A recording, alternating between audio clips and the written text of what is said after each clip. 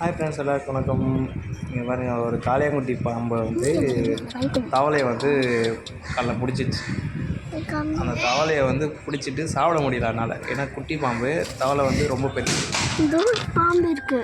சரி, அந்த பாம்பு தவளையை விட்டு ஓடினோடனே தவளையை பார்த்தா உயிரோட தான் இருந்துச்சு.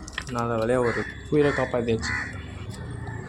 அதுக்கப்புறமா அந்த காளையாங்குட்டி பாம்பு பார்த்திங்கன்னா இங்கிட்டும் அங்கிட்டுமா பிரிஞ்சிட்டு இருந்துச்சு. நாங்களும் வந்து கொச்சி வச்சு விரட்டி பார்த்துட்டோம்.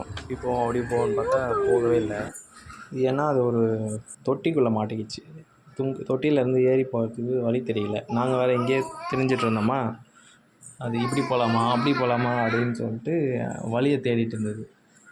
ரொம்ப நேரமாக நாங்களும் வந்து ட்ரை பண்ணோம், அது போகிற மாதிரி தெரியல. அது சரி, நீங்கள் சொல்லுங்கள், இது உங்கள் ஊரில் வந்து என்னன்னு சொல்லுவீங்க? அது இல்லாமல் இந்த பாம்பை நான் வந்து ஒரு 8 வயசில் பார்த்துருக்கேன். ஒரு பாம்பு தான் இதோட தாயின்னு சொல்லுவாங்க நினைக்கிறேன். ஒரு பாம்பு முன்னாடி போச்சுன்னா அதுக்கு பின்னாடியே பார்த்தீங்கன்னா 10 பாம்பு கிட்டத்தட்ட ஒரே மாதிரி இருக்கும். கண்டினியூஸாக போகும் அப்படியே. அது நீங்கள் சின்ன வயசில் பார்த்துட்டிங்களான்னு தெரியல. அண்ட் உங்கள் ஊரில் தான் வந்து நீங்கள் இந்த பாம்பை என்னன்னு சொல்லுங்கள், ஐ மீன் இந்த பாம்போட பேர் என்னன்னு கேட்குறேன். நம்ம கமெண்ட் பண்ணுங்கள். அந்த பாம்பு வந்து விஷம் இருக்கிற பாம்பா விஷம் இல்லாத பாம்பா உங்களுக்கு தெரிஞ்சால் மறக்காமல் சொல்லுங்கள் நண்பர்களே. மற்றவங்களுக்கு அந்த பாம்பு என்ன சுற்றி சுற்றி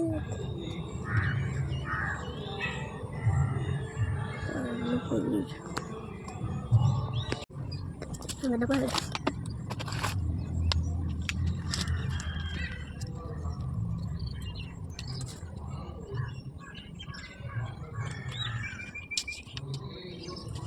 அவ்வளோதான், தவளைக்கா